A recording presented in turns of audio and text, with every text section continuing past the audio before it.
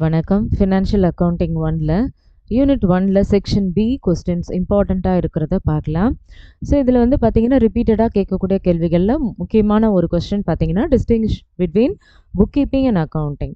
So இதில் என்னென்ன difference அவங்க கொடுத்துருக்காங்க அப்படின்றத செக் பண்ணிக்கலாம்.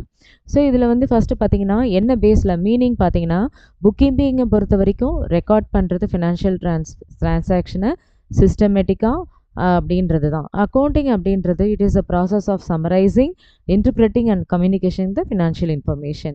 அடுத்து ஸ்கோப் பார்க்கும்பொழுது it is the narrower in scope and forms the basis for accounting, and then it is broader, includes the bookkeeping as one part. Objective பார்க்கும்பொழுது accurate records of financial transaction பார்த்தீங்கன்னா bookkeeping. அதுவே financial position and profitability of the business பார்த்தீங்கன்னாக்கா நம்மளுக்கு accounting.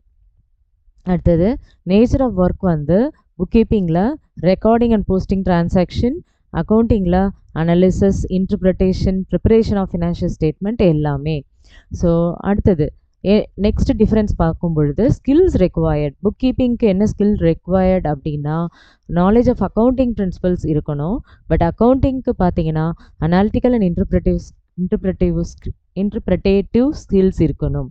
Next stage.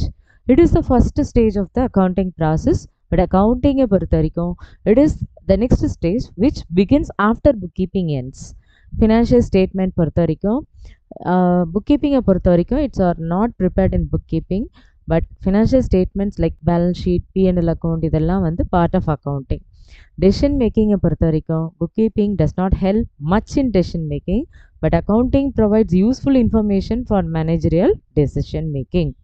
அதே மாதிரி next ஒரு important question section B question பார்க்கும் பொழுது what are the objectives of accounting to maintain the systematic records. So accounting எப்போவுமே its aims to record all the business transaction சிஸ்டமேட்டிக்காகவும் குரோனலாஜிக்கலாகவும்.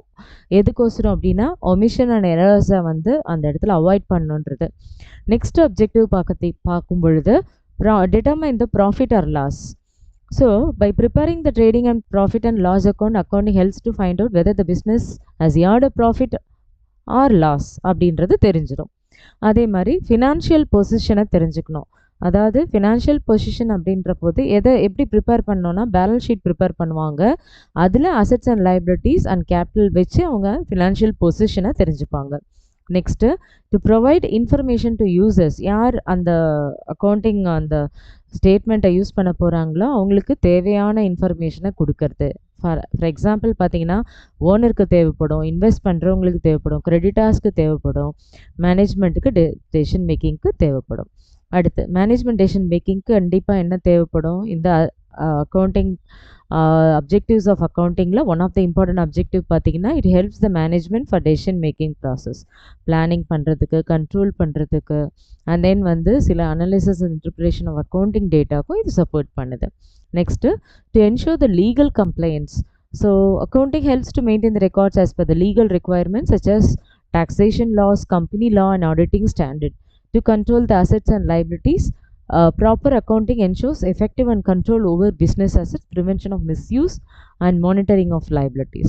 Finally, பார்க்கும் பொழுது to facilitate the comparison, it helps in comparing the financial result over different period or with other firms, helping to assess the performance and growth. ஓகேவா?